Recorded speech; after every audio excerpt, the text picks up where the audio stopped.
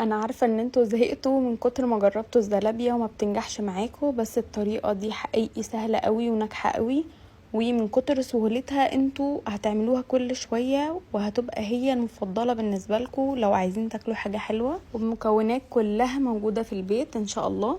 هحتاج نص كوبايه ميه دافيه، وهحتاج معلقه ونص خميره صغيره، معلقه صغيره بتاعه الشاي، ومعلقتين سكر كبار، ومعلقه كبيره فانيليا.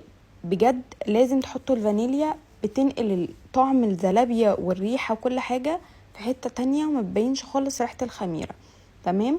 هحط بقى بعد كده كوباية دقيق كبيرة هرمية كده، ومعلقتين كبار نشا، واقلب.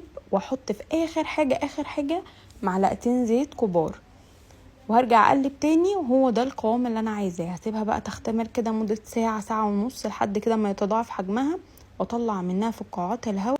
اجيب كيس تلاجة او كيس حلواني واحط بقى فيه نص الكمية كده عشان اعرف اضغط كويس وانا بعمل، وافتحه الفتحة اللي انا عايزاها. انا هنا حبيت اعملها اللي هي الميني، وهعملها برضو اللي هي الوسط اللي هي العادية بتاعتنا. تقدروا تتحكموا براحتكم في حجم الزلابية بالضغطة اللي هتضغطوها على الكيس. تمام. زينوها بقى بأي طريقة انتوا بتحبوها، صوصات، شربات، او حتى سكر بودر. جربوا الطريقة دي وانا متأكدة ان انتوا هتعتمدوها وتغيروا رأيكم عن فكرة الزلابية. لو عجبكم الفيديو لايك وشير وكومنت حلو زيكم. اشوفكم في وصفة جديدة. سلام.